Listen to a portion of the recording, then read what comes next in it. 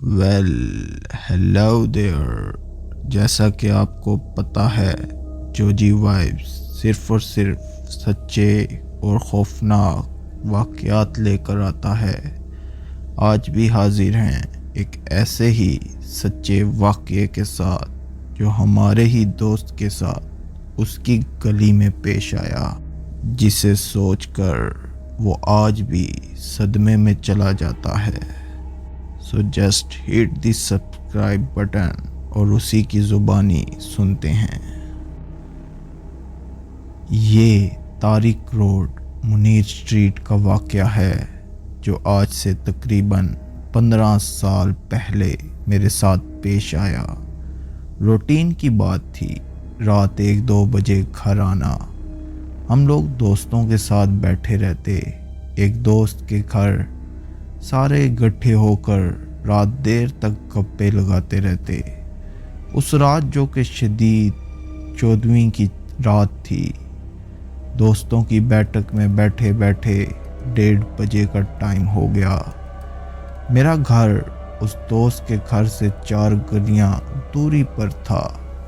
اس دن ہم دونوں اکیلے ہی تھے، سناٹا کافی تھا۔ امتیاز کے گھر کے ساتھ 2 قبرستان تھے، ایک عیسائیوں کا، دوسرا مسلمز کا۔ خیر اس سے اجازت لی تو کہنے لگا اکیلے کہاں جاؤ گے، یہیں سو جاؤ۔ میں نے منع کیا اور سلام لیا تو کہنے لگا چلو میں چھوڑ آتا ہوں، اس وقت اکیلے جانا مناسب نہیں، راستے میں کوئی لٹیرے چور وغیرہ بھی ہو سکتے ہیں۔ میں نے کہا تو پھر تمہیں کون چھوڑنے آئے گا، اس طرح تو رات بھر ہم اسی چکر میں رہے۔ اس دن اس نے ڈرائنگ روم کا دروازہ بھی فوراً بند کر لیا، ورنہ وہ کم از کم اتنی دیر تک دروازے میں ضرور کھڑا رہتا تھا جب تک میں اس کی گلی مڑ نہیں جایا کرتا تھا۔ پیدل ہی گھر کی طرف جا رہا تھا، ابھی 3-4 گھر ہی کراس کیے ہوں گے۔ یوں محسوس ہوا جیسے کوئی بڑی زخمی حالت میں کرا رہا ہو، اور ایسے لگا یہ آواز 2-3 گھر آگے سے آ رہی ہے۔ گلی پوری سنسان تھی۔ خیر اس زخمی شخص کے بارے میں دل میں دعا کرتا اور سوچتا ہوا چلتا جا رہا تھا۔ جیسے جیسے اس گھر کے قریب پہنچا، آواز بڑھتی جا رہی تھی۔ جب اس گھر کے پاس پہنچا تو یوں محسوس ہوا آواز اس گھر سے نہیں بلکہ اگلے گھر سے آ رہی ہے۔ اہل محلہ پر بھی غصہ آ رہا تھا کہ کیسے بے حس لوگ ہیں، ایک شخص اتنی بری طرح کرا رہا ہے درد سے، کوئی اس کی مدد کیوں نہیں کر رہا، لوگ کیوں نہیں گھروں سے نکل رہے۔ یہ آوازیں جو کہ پہلے نارمل تھی اب کافی اونچی ہو گئی تھی، وحشت محسوس ہونے لگی۔ خیر جب اگلے گھر تک پہنچا تو آواز اس سے بھی آگے گھر میں چلی گئی۔ مختصر یہ کہ میں جیسے جیسے آگے بڑھتا گیا، آواز بھی اونچی ہوتی گئی اور اگلے سے اگلے گھر میں بڑھتی گئی۔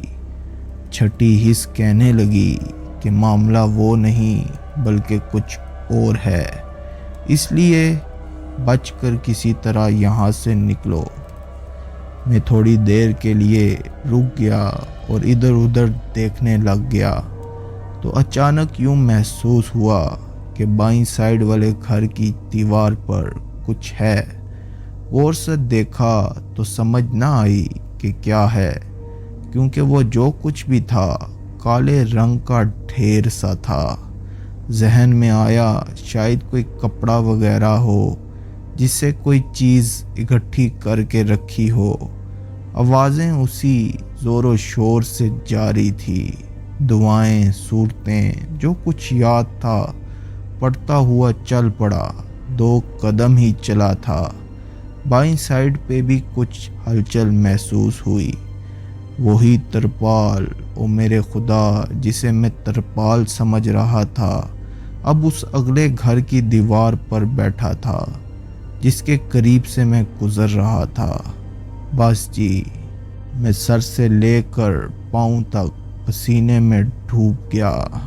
وہ کوئی ترپال نہیں بلکہ کوئی مخلوق تھی، کالی اور لمبے لمبے بالوں والی۔ میں وہاں سے بھاگنے لگا، ان گلیوں سے نکلا تو اپنی گلی میں پہنچا تو کچھ دوست مل گئے۔ پریشان اور حواس باختہ حالت میں دیکھ کر پوچھنے لگے کہ کیا ہوا، خیریت تو ہے؟ مگر اس وقت کنڈیشن ہی کب تھی کہ انہیں کچھ بتاتا۔ خیر وہ لوگ مجھے گھر تک چھوڑ گئے۔ ساری رات ڈرتے ڈرتے گزاری۔ صبح امتیاز کو سارا واقعہ بتا دیا۔ امتیاز وہی جس کے گھر ہم بیٹھتے تھے، اس رات جان بوجھ کر پھر بیٹھ گئے۔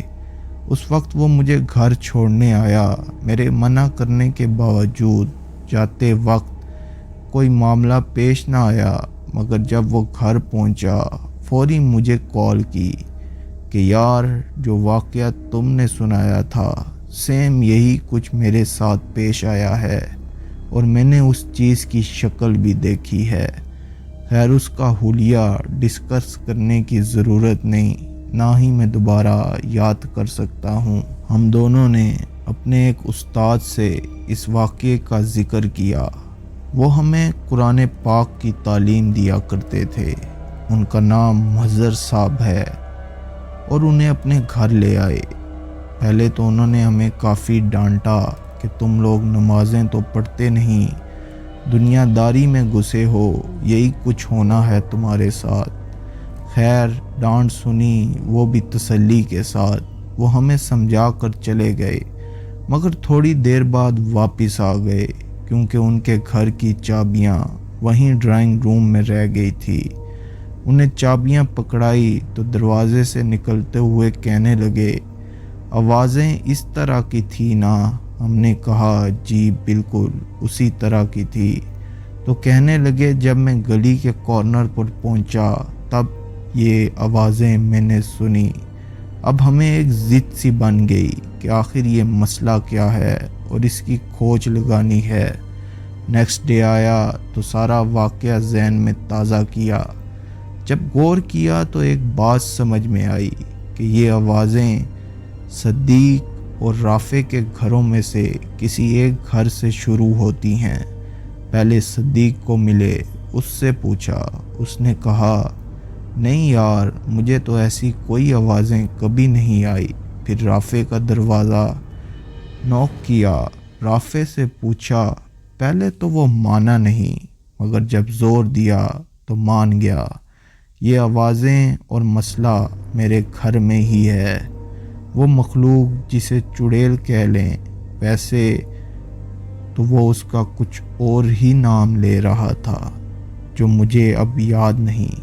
اس نے بتایا کہ سال میں ایک مرتبہ چند دن کے لیے ہمارے گھر میں چھت والے کمرے میں آتی ہے اور لازمی طور پر ایک جان ضرور لے کر جاتی ہے۔ وہ جان کسی جانور کی ہوتی ہے۔ خیر اسے کہا کہ علاج کرواؤ، ویسے ہی تم یا کسی اور کو کوئی مصیبت نہ اٹھانی پڑ جائے۔ اس کے بعد میں نے رات کو اس گلی میں نکلنا چھوڑ دیا۔ یہ سارا واقعہ حرف بہ حرف سچا ہے۔ اس کے تمام کردار، کریکٹرز میرے سمیت سب آج بھی زندہ ہیں۔